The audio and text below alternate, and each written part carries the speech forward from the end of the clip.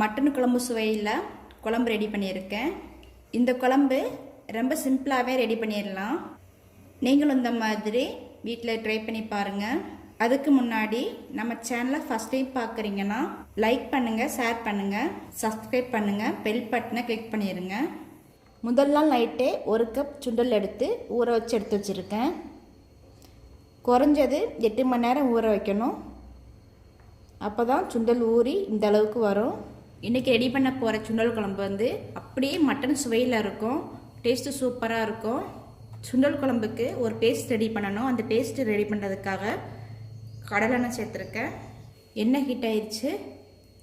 கொஞ்சமாக பெருஞ்சீரகம் சேர்த்துருக்கேன். ஒரு 10 வெங்காயத்தை உரித்து வச்சுருக்கேன். வெங்காயம் நல்லா வதங்கி வரட்டும். ரொம்ப எல்லாம் வதங்க தேவை கிடையாது. இது நம்ம பேஸ்ட் மாதிரி அரைக்க தான் போகிறோம். பாதி அளவுக்கு வதங்குவோம். அடுப்பை ஆஃப் பண்ணிவிட்டு அரைக்கப்பளவுக்கு தேங்காய் திருகி வச்சுருக்கேன். தேங்காய் சேர்த்து நல்லா வதக்கிடுங்க. அந்த ஹீட்லேயே தேங்காய் வதங்கிக்கிடும். நம்ம வதக்கி எடுத்துக்கிறத ஆற வச்சுட்டு நல்லா பேஸ்ட் மாதிரி அரைச்சி எடுத்துடணும். குழம்பு வைக்கிறதுக்காக குக்கர் வச்சுருக்கேன். குக்கரில் குழம்புக்கு தேவையான அளவு எண்ணெய் சேர்த்துருங்க. எண்ணெய் ஹீட் ஆகிடுச்சு.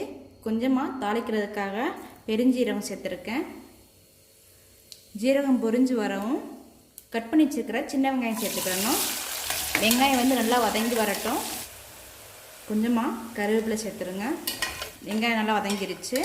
1/2 ஸ்பூன் இஞ்சி பூண்டு பேஸ்ட் சேர்த்துருக்கேன். இஞ்சி பூண்டு பேஸ்ட் வதங்கினதுக்கப்புறம் 2 தக்காளியை கட் பண்ணி வச்சுருக்கேன். தக்காளியை சேர்த்து நல்லா மிக்ஸ் பண்ணி விட்டுருங்க. தக்காளி வதங்குறதுக்காக கல்லுப்பு சேர்த்துருக்கேன். தக்காளி நல்லா வதங்கிருச்சு. இப்போ ஊற வச்சு வச்சுருக்கிற சுண்டலை சேர்த்துக்கிடணும்.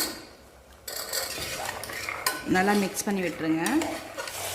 சுண்டல் சேர்த்து சுண்டல் வெந்துக்கிட்டு இருக்கு.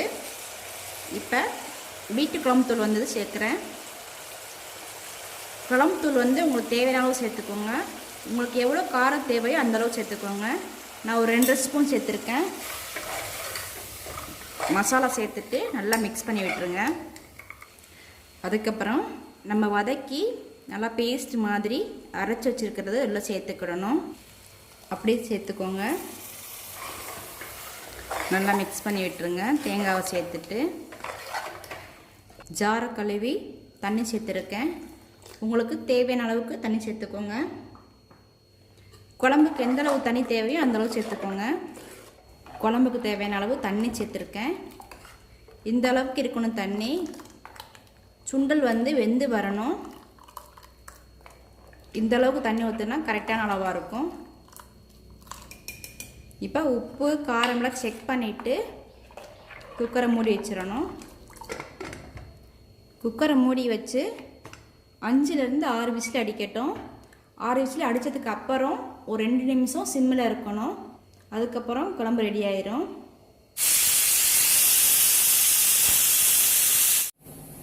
ஆறு விசில் அடிச்சிருச்சு. ஏர் போயாச்சு. 6 விசில்லையே சுண்டல் நல்லா வெந்திருக்கும். உங்களுக்கு குழம்பு மாதிரி வேணும்னா இந்த ஸ்டேஜில் மல்லியில் கருவேப்பிலை போட்டு இறக்கிடுங்க. கொஞ்சம் கிரேவி மாதிரி வேணும்னா ஒரு 1லேருந்து ஒரு 2 நிமிஷத்துக்கு அடுப்பை சிம்மில் வச்சு கிரேவி பதத்துக்கு வரட்டும். குழம்பு ரெடி ஆயிடுச்சு. கொஞ்சமாக மல்லியில் போட்டு இறக்கிடுங்க. சூப்பரான மட்டன் சுவையில் சுண்டல் குழம்பு ரெடி ஆகிருக்கு. நீங்களும் இந்த மாதிரி வீடியோ ட்ரை பண்ணி பாருங்கள். என்னுடைய சமையல் உங்களுக்கு பிடிச்சிருந்துச்சுன்னா லைக் பண்ணுங்கள், ஷேர் பண்ணுங்கள், சப்ஸ்கிரைப் பண்ணுங்கள், பெல் பட்டனை கிளிக் பண்ணிடுங்க.